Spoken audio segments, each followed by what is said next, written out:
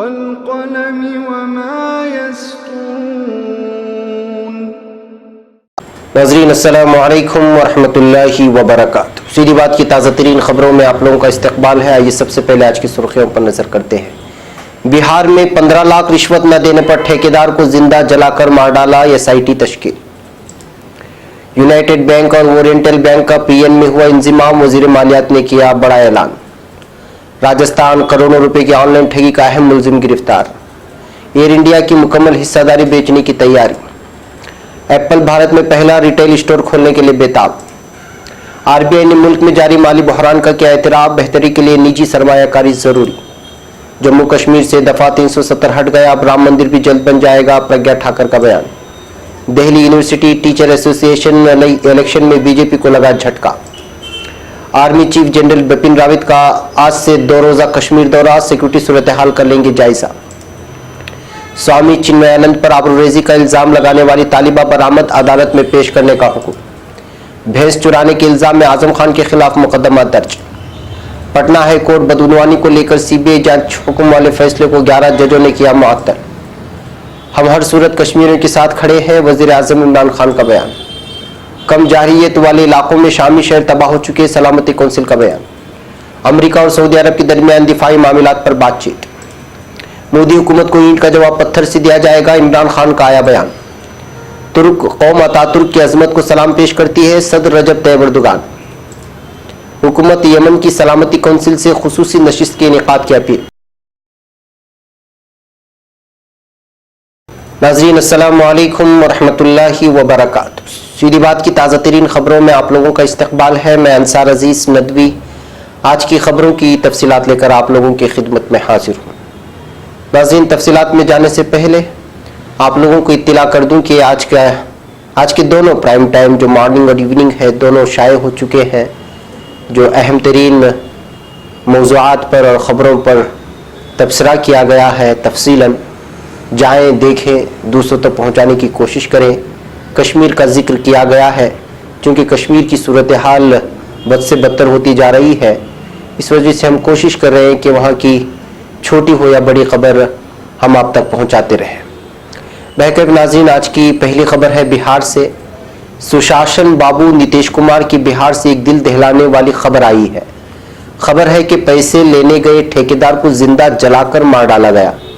आग में शदीद जख्मी इस ठेकेदार को इलाज के लिए गोरखपुर अस्पताल भेजा गया था, लेकिन गोरखपुर पहुंचने से पहले ही उसकी मौत हो गई। ये वाकया गोपालगंज की गंडक कॉलोनी में वाक़े महकमे गंडक के चीफ इंजीनियर के घर पर पेश आया। ठेकेदार का नाम रमाशंकर सिंह है। रमाशंकर सिंह के बेटे का इल्जाम है कि घर बनने के बाद बकाया अदायगी के लिए चीफ इंजीनियर की जानिब से 15 लाख रुपए की रिश्वत मांगी जा रही थी। बताया जा रहा है कि गंडक कॉलोनी की चीफ इंजीनियर के घर की तामीर का ठेका रमाशंकर सिंह को मिला था। रमाशंकर सिंह के पेटर प्रताप सिंह के मुताबिक चीफ इंजीनियर के घर की तामीर पर 1 करोड़ 52 लाख रुपए खर्च हुए थे। घर की तामीर पूरा हो जाने के बाद भी करीब 60 लाख रुपए की अदायगी बाकी थी। इल्जाम है कि 60 लाख रुपए की अदायगी के लिए चीफ इंजीनियर मुरलीधर सिंह के जरिए 15 लाख रुपए की रिश्वत मांगी जा रही थी, जिसको लेकर कई माह से अदायगी नहीं की जा रही थी। इसी अदायगी को लेकर ठेकेदार रमाशंकर सिंह चीफ इंजीनियर मुरलीधर के 9 तामीरशुदा मकान पर गए थे। रमाशंकर सिंह के बेटे का इल्जाम है कि जब उनके वालिद चीफ इंजीनियर के मकान पर पैसे लेने गए तो इसी दौरान गार्ड रूम में उनको जिंदा जला दिया गया। रमाशंकर के अहले खाना ने चीफ इंजीनियर, उनके अहलिया और दीगर अफराद पर कत्ल का इल्जाम लगाया है। अब खबर नई दिल्ली से। पंजाब नेशनल बैंक में 2 बैंकों के इंजिमाम का मोदी हुकूमत ने ऐलान कर दिया है। इसके अलावा भी कई बैंकों को आपस में जम किया गया है।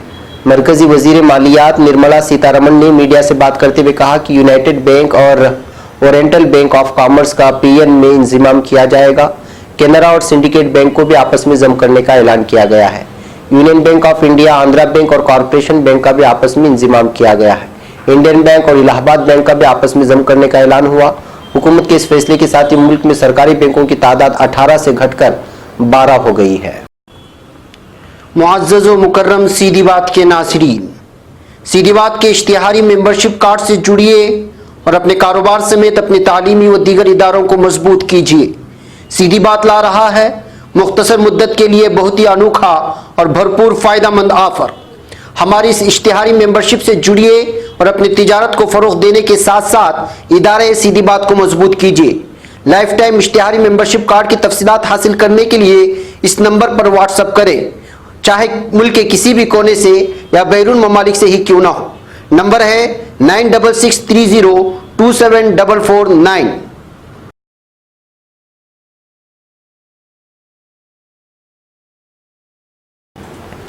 अब खबर श्री गंगानगर से।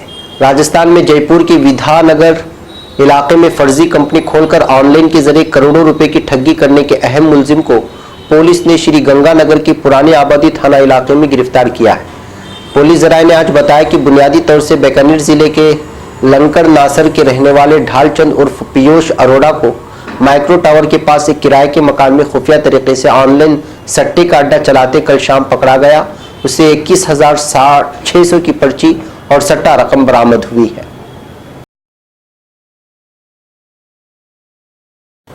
अब खबर नई दिल्ली से।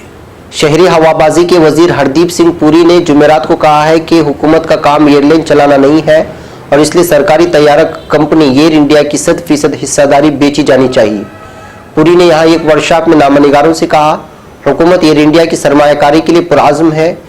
एयर इंडिया बेहतरीन जुमरे की एयरलाइन है, उसकी सिक्योरिटी का रिकॉर्ड काफ़ी अच्छा रहा है, लेकिन एयरलाइन चलाना हुकूमत का काम नहीं। एयर इंडिया की निजकारी करनी होगी, लेकिन उसके बावजूद वो एयर इंडिया बनी रहेगी, मुल्क का फख्र बनी रहेगी।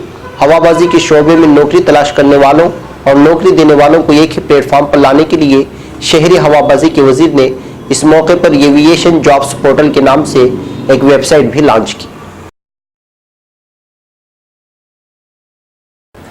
खबर नई दिल्ली से। एप्पल का कहना है कि वो भारत में अपना पहला रिटेल स्टोर खोलने के लिए बेताब है। कैलिफोर्निया में कायम एप्पल कंपनी की जानिब से जारी करदा एक बयान में कहा गया है कि वो भारतीय वज़ीर-ए-आज़म नरेंद्र मोदी के ताउन से बनने वाले नए कवायद और ज़वाबित का खैर मकदम करती है। भारत में गैर मुल्की सरमायाकारी से मुतालिक ज़वाबित में तब्दीली करते हुए उन शराइत को नरम किया गया है जिसमें गैर मुल्की कंपनियों को किसी भी ब्रांड की तैयारी और भारत में कारोबार के लिए करीब 30% मकामी ज़राए दरकार होते थे और मकामी अफराद को मुलाजिमत दिए बगैर रिटेलिंग और ऑनलाइन कारोबार के परमिट जारी नहीं किए जाते थे। एप्पल अब तक मकामी सतह पर स्टोर्स कायम करने में नाकाम था क्योंकि वो 30% की ये शर्त पूरी करने से कासिर था। अब खबर नई दिल्ली से। मुल्क के सेंट्रल बैंक RBI ने एतराफ़ किया है कि इस वक्त हिंदुस्तान में बहरान का दौर है और पहली 6 माही में शरह तरक्की 5.8 से 6.6% के दरमियान रहेगी। RBI का कहना है कि मईशत में तेजी के लिए निजी सरमाए को बढ़ाना होगा। जुमेरात को पेश अपनी सालाना रिपोर्ट 2019 में RBI ने कहा कि घरेलू तलब घटने से माशी सरगर्मियां सुस्त हो गई है। अब खबर भोपाल से बीजेपी रुकने पार्लियामेंट ने एक बार फिर मुतनाज़ा बयान दिया है। अभी बाबरी मस्जिद और राम मंदिर का मामला सुप्रीम कोर्ट में चल रहा है और प्रज्ञा ठाकुर ने कहा कि बहुत जल्द अयोध्या में राम मंदिर की तामीर होगी। प्रज्ञा ठाकुर TT नगर इलाके में मां विष्णुधाम आदर्श नवदुर्गा मंदिर में चल रही रामकथा को सुनने के लिए पहुंची थी और इस दौरान एक तकरीब में उन्होंने कहा, जम्मू कश्मीर से दवा 300 हटने के बाद अब राम मंदिर भी जल्द ही बन जाएगा। अब खबर नई दिल्ली से। करोड़ीविल कॉलेज के टीचर और बासलाहियत बाएं बाजू लीडर राजू रे एक मरतबा फिर दिल्ली यूनिवर्सिटी टीचर एसोसिएशन के सदर मुंतखब कर लिए गए हैं। जुमेरात को हुए Delhi university teacher association DUTA के इंतखाबात में बाएं बाजू की दोबारा जीत हुई है। ताज़ा नतीजे के बाद DUTAS में मुसलसल 6ठी मरतबा डेमोक्रेटिक टीचर फ्रंट का उम्मीदवार सदर मुंतखब हुआ। जुम्मा को अलग सभा इख्तिताम हुई। वोटों की गिनती में राजू रे ने भारतीय जनता पार्टी की हिमायत याफ्ता NDTF उम्मीदवार AK भागी को 269 वोट से शिकस्त दी। अब खबर कश्मीर से। Army chief general Bipin Rawat आज जम्मू कश्मीर का दौरा करेंगे। आर्टिकल 370 की मनसूखी के बाद आज पहली बार जनरल बिपिन रावत श्रीनगर में सिक्योरिटी की सूरत हाल और वादी कश्मीर की सूरत हाल से निपटने के लिए सिक्योरिटी फोर्सेस की तैयारियों का जायजा लेंगे। याद रहे कि 5 अगस्त को जम्मू कश्मीर से आर्टिकल 370 की मनसूखी के बाद से वादी कश्मीर के कई मकामात पर इंटरनेट और मोबाइल की खिदमत बंद कर दी गई है, लेकिन अब हालात वादी में आहिस्ता आहिस्ता मामूल पर आने का दावा हिंदुस्तानी मीडिया कर रहा है और पाबंदियों में वक्फे से ढील दिए जाने की भी बात कर रहा है, जबकि हकीकत इसके बरअक्स है। अब खबर नई दिल्ली से। सुप्रीम कोर्ट ने जुमा के रोज उत्तर प्रदेश हुकूमत को हुक्म दिया है कि स्वामी चिन्मयानंद मामले में कानून की तालिबा को अदालत में पेश किया जाए। तालिबा साबिक मरकजी वजीर स्वामी चिन्मयानंद पर जिनसी हरासानी का इल्जाम आयद करने के बाद से लापता थी। जस्टिस आर भानुमति की सरबराही वाली बेंच ने कहा है कि जज बजाते खुद मुतासिरा से बातचीत करेंगे और इस गुफ्तगू को जाहिर नहीं किया जाएगा। कबल अज़ उत्तर प्रदेश पुलिस ने पहले कहा कि लड़की को राजस्थान में उसके दोस्त के पास से बरामद किया गया है। उत्तर प्रदेश हुकूमत के वकील ने अदालत को मुत्तला किया है कि लड़की महफूज है और उसे पुलिस टीम की तरफ से घर लाया जा रहा है। इस पर वकील शोभा गुप्ता ने अदालत से गुजारिश की कि लड़की को अदालत के सामने पेश किया जाए। सुप्रीम कोर्ट ने पुलिस टीम से इस मुकाम की स्टेक मालूमात मांगी जहां से लड़की को बरामद किया गया था। अलावा वजीर उससे जुम्मा को ही अदालत के सामने पेश भी करने को कहा गया।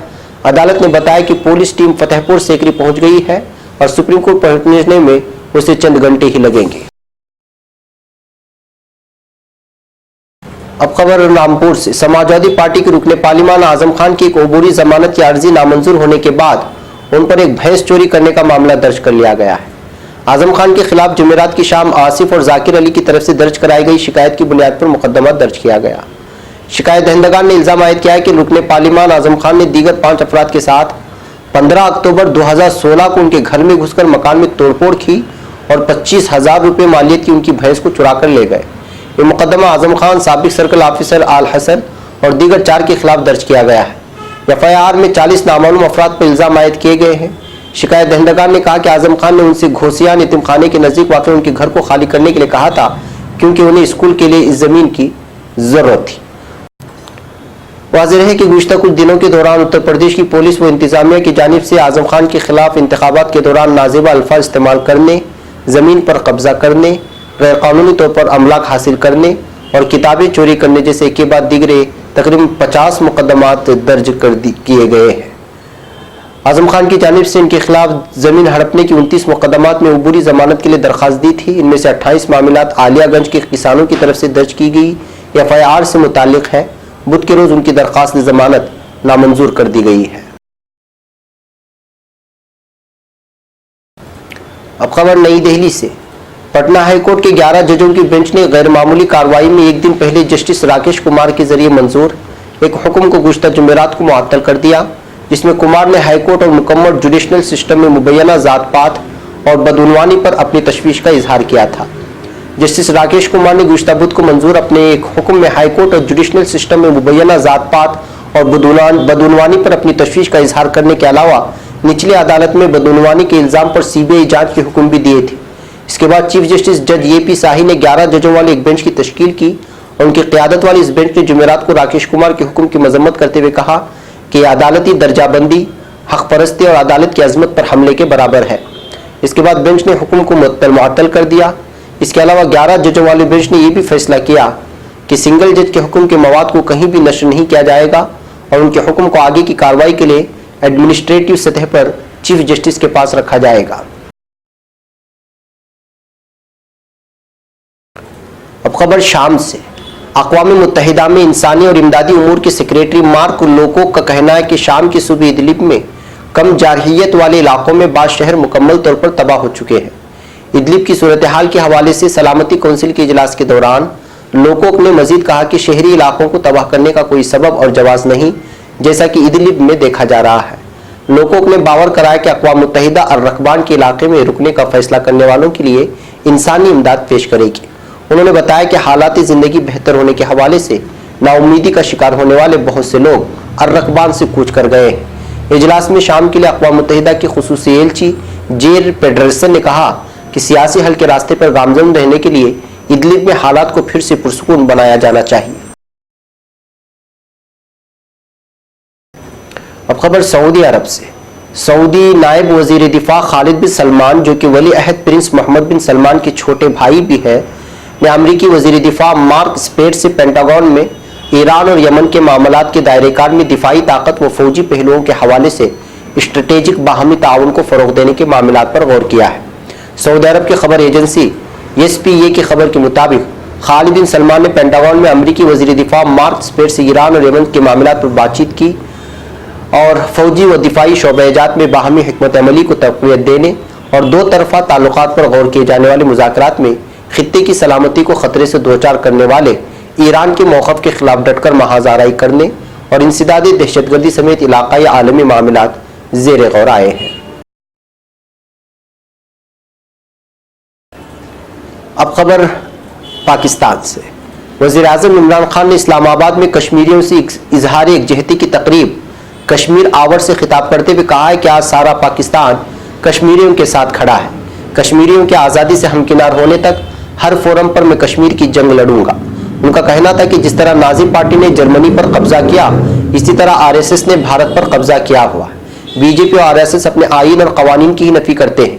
अब भारत को सबक सिखाने का वक्त आ गया है। वज़ीर-ए-आज़म इमरान खान ने एक बार फिर अपने आखिरी दम तक कश्मीरियों के साथ खड़े रहने का आज़म जाहिर करते हुए कहा कि मोदी सरकार मकबूजा कश्मीर से तवज्जो हटाने के लिए आज़ाद कश्मीर में कुछ न कुछ करेगी, लेकिन हमारी मुसल्लह अफवाज भारत की ईंट का जवाब पत्थर से देगी। अब खबर तुर्की से। 30 अगस्त यौम ज़फ़र की 97वीं सालगिरह बड़े जोशो खरोश से तुर्की में मनाई जा रही है। दारुल हुकूमत अंकारा की तकरीबात का आगाज़ मज़ार अतातुर्क पर हाज़िरियों से हुआ। सदर रजब तैयब एर्दोगान ने सरकारी अहकाम के हमरा अजीम रहनुमा अतातुर्क के मज़ार पर हाज़िरी दी और मीसाक मिल्ली बुर्ज में मौजूद खुसूसी रजिस्टर पर अपने तासुरात कलमबंद किए।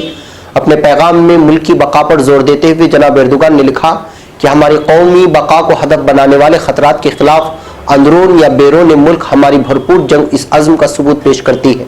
सदर ने लिखा कि ए अजीज़ अतातुर्क, आज हम अजीम तुर्क फतह की 97वीं सालगिरह को बड़े फ़ख्र से मना रहे हैं। हमारी माजी की सुनहरी जंजीरों में से एक अजीम फतह के हुसूल में बरसरे पैकार होने वाली ज़ात आला समेत तमाम तर कमांडरों, फौजी अफसरों व नौजवानों को तुर्क कौम का हर फर्द अक़ीदत व एहतराम से याद करता है। अब खबर अक़वाम मुत्तहिदा के ताल्लुक से। हुकूमत यमन ने अक़वाम मुत्तहिदा की सलामती कौंसिल से मुत्तहिदा अरब इमारात के जुनूब में उसकी अफवाज पर खुल्लम खुल्ला बमबारी करने के हवाले से एक खुसूसी नशिश तलब करने की अपील की है।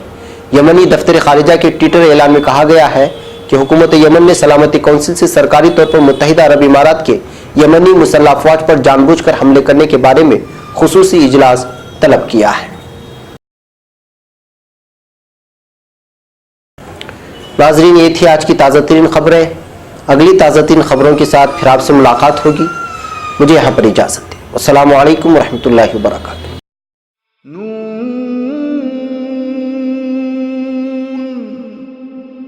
वल क़लम वमा